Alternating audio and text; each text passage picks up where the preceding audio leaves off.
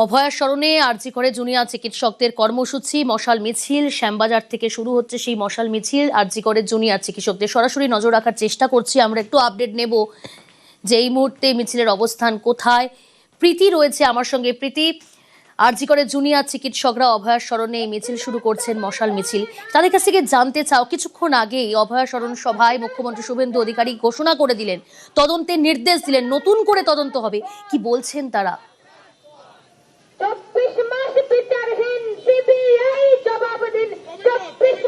দেখো, এই মুহূর্তে আরজিকর থেকে মশাল মিছিল বেরিয়েছে। আরজিকর কাণ্ডের বছর 2 কেটেছে, তারপরও বিচার আসেনি, এমনই অভিযোগে জুনিয়র চিকিৎসকদের পাশাপাশি অন্যান্য যারা সংগঠনগুলো রয়েছে তারা কিন্তু আজকে পথে নেমেছেন।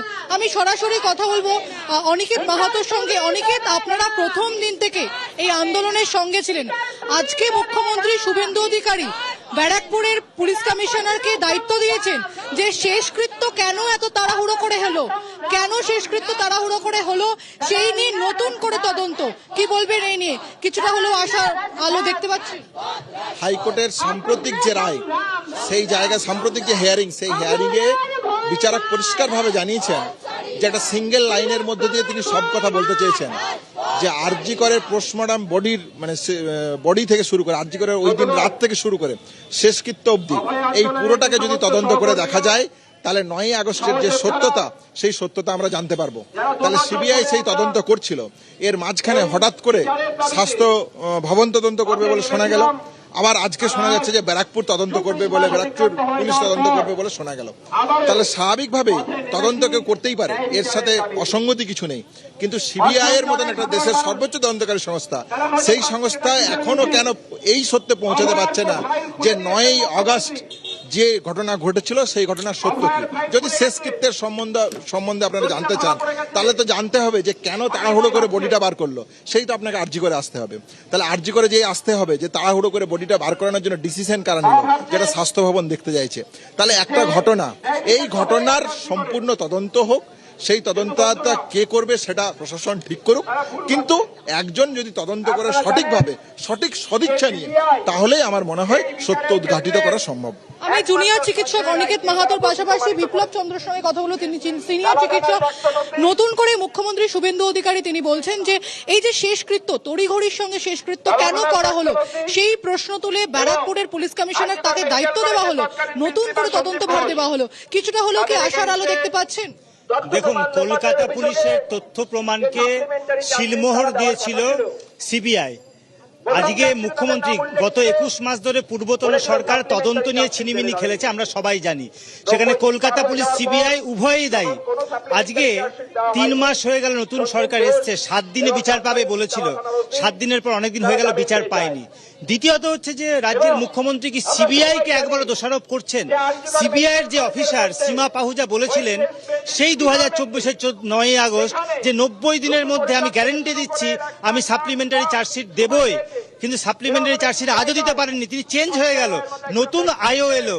তাহলে রাজ্যের মুখ্যমন্ত্রী, আমি স্বনির্বন্ধ অনুরোধ করব, আপনি যদি সত্যিই ন্যায় বিচার চান তাহলে সিবিআই এর সেই অফিসারদেরকে বিচারের আওতায় আনুন, তাদেরকে শাস্তি দরকার। তিনি বলেছেন যে বারবার যে যারা এর সঙ্গে যুক্ত রয়েছেন প্রত্যক্ষভাবে পরোক্ষভাবে সকলেই একেবারে শাস্তি পাবেন, কিন্তু আজকে যে নতুন করে তদন্তভার সেই নিয়ে কি এই যে মশাল হাতে আশার আলো দেখতে পাচ্ছেন? আমরা আগের সরকারও একই কথা বলেছিল যে ন্যায় বিচার আনবেই এবং দোষীদেরকে ফাঁসি কাটে ঝোলাবেই, কিন্তু মানুষ দেখেছে যে সরকার পাল্টে গেছে, সেই সরকার আনতে পারেনি ন্যায় বিচার। আজকের সরকারও যে কথাগুলো বলছে আর কাজ যা করছে তার সঙ্গে না ঠিক মিলছে না, মানুষ ঠিক ভরসা রাখতে পারছে না। আজকে দেখুন যে 3 মাস হয়ে গেল আমরা সদর্থক কোনো উত্তর পাচ্ছি না। এই যে দেখুন, স্বাস্থ্য ভবনের যিনি কর্তা ছিলেন তিনি সেই সময়ও স্বাস্থ্য দুর্নীতির সবকিছু জানতেন, আজকে তিনি একই ব্যক্তি কিন্তু স্বাস্থ্য ভবনের কর্তা হয়ে বসে আছেন।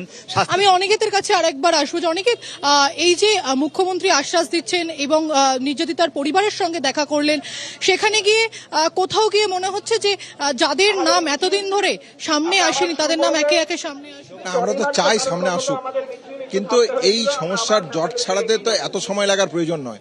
2 বছর ধরে দেশের সর্বোচ্চ তদন্তকারী সংস্থা তদন্ত করেছে, তারপর নতুন ইনভেস্টিগেশন অফিসার, নতুন আইও এসছেন। তাহলে তো এই জায়গাটা খুব সুস্পষ্টভাবে পরিষ্কার যে আগের যে তদন্তকারী সংস্থা বা ইনভেস্টিগেশন মিছিল শুরু হয়েছে। তারা কি আরজি করে জুনিয়র চিকিৎসকরা এই মিছিল শুরু করেছেন, মশাল মিছিল শ্যামবাজার পর্যন্ত। আরজিকর থেকে শ্যামবাজার পর্যন্ত অভয়ের স্মরণে এই মশাল মিছিল। মেয়ে আছে, মেয়ের লালন করা বাগান রয়েছে, চোখের জলে মেয়ের স্মরণে সেই বাগানে ফুল ফোটান মা।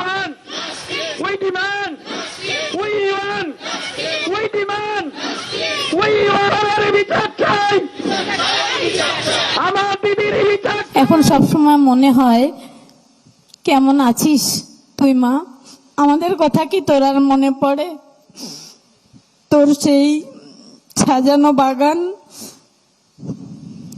আমি সযত্নে রেখেছি, হয়তো তুই দেখতে পাস সমস্ত গাছে অর্কিড ফুটে আছে, তোর লাগানো ড্রাগন গাছে লাল লাল ড্রাগন ফুটে থাকে।